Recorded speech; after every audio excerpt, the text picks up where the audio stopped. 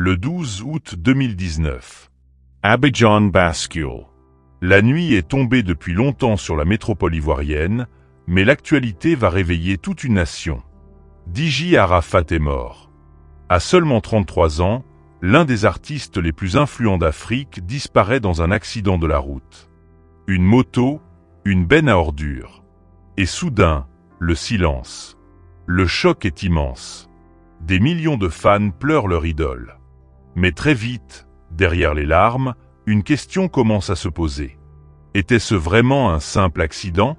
Ou y a-t-il autre chose que personne n'a encore osé dire?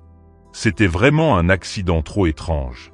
Il est environ 2 heures du matin quand Dji Arafat quitte un studio d'enregistrement à Marcory, un quartier chic d'Abidjan. Il monte sur sa moto comme à son habitude. Rapide, agile, confiant. Il roule vers Treichville, peut-être pour retrouver des proches, ou rentrer chez lui. C'est alors que tout bascule.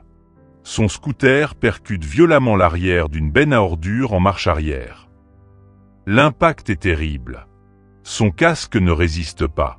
Transporté d'urgence à l'hôpital militaire, il succombe quelques heures plus tard à ses blessures. Les premiers rapports officiels parlent d'un accident de la route. Rien de plus. Mais pour beaucoup, cela ne colle pas. Pas avec lui. Pas avec ce qu'il était. Qui était vraiment Dji Arafat? De son vrai nom Fanta Olivier Traoré, Dji Arafat est né à Abidjan en 1986. Issu d'un milieu modeste, il grandit entre Yopougon, le berceau du coupé-décalé, et la France, où il passe une partie de son enfance. Dès ses débuts, il se forge une image forte, rebelle, provocateur, toujours entouré de femmes, de voitures de luxe, de champagne. Il incarne le rêve africain version street, celui qui part de rien et monte au sommet grâce à sa volonté, son talent et parfois des méthodes controversées. Ses textes racontent une vie de fête, de conquête, de rivalité, de fierté et de lutte. Avec plus de 20 albums, des tournées internationales et des hits comme Zoblo, Yerfela ou Choco, Dji Arafat n'était pas simplement un artiste, il était une institution. Mais derrière la légende, il y avait aussi un homme. Un homme entouré de rumeurs, de tensions, de rivalités. Et peut-être de secrets. Dans les premières zones d'ombre. Très rapidement, des incohérences apparaissent autour de l'accident. Pourquoi une benne à ordures circulait-elle à cette heure-ci? Était-elle censée être là? Certains affirment qu'elle n'avait pas ses feux arrière allumés, rendant difficile la visibilité pour un motard roulant vite. D'autres témoins anonymes parlent même d'un deuxième véhicule, jamais identifié. Des photos circulent sur les réseaux sociaux montrant des traces de pneus inhabituels sur la chaussée. D'autres encore montrent des caméras de surveillance près du lieu de l'accident. Mais personne n'en a publié les images. Alors, pourquoi tant de silence? Une rivalité meurtrière? Quelques mois avant sa mort, Dji Arafat s'était violemment disputé avec un autre artiste, Bassirou Doumbia, alias Douk Saga, ancien pionnier du coupé-décalé. L'altercation publique, filmée, tourne autour de prétendues accusations de plagiat et de trahison.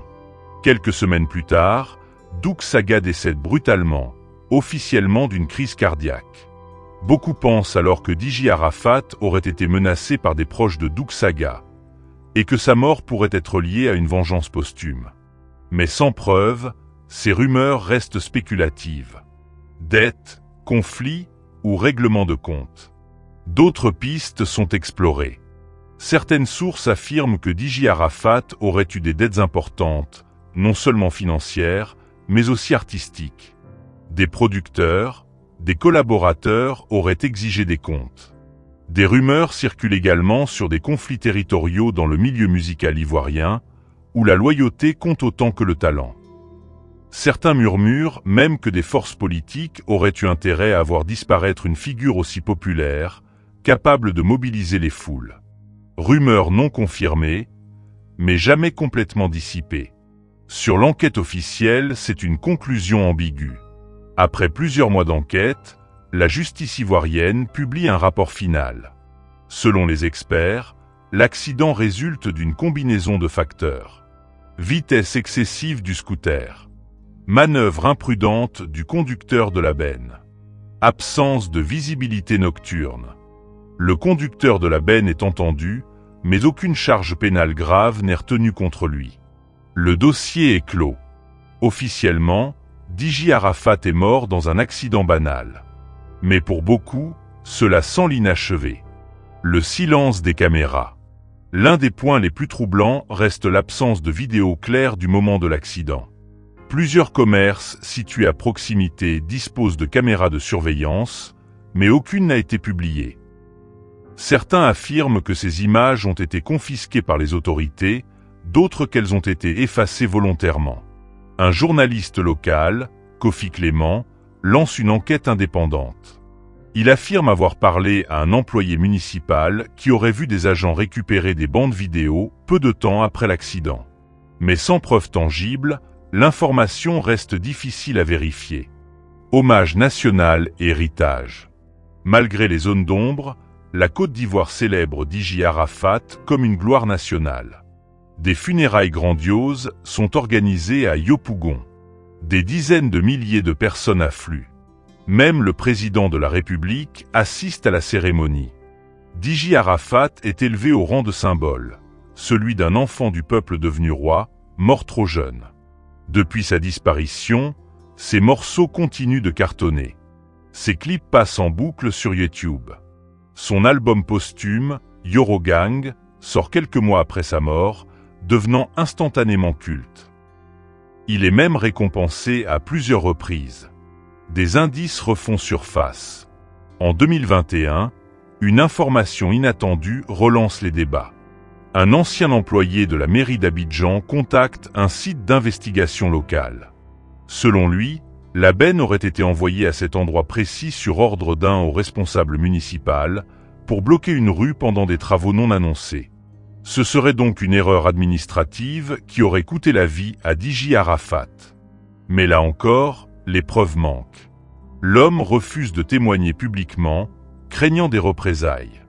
L'affaire retombe dans l'oubli médiatique. La vérité sera-t-elle un jour connue?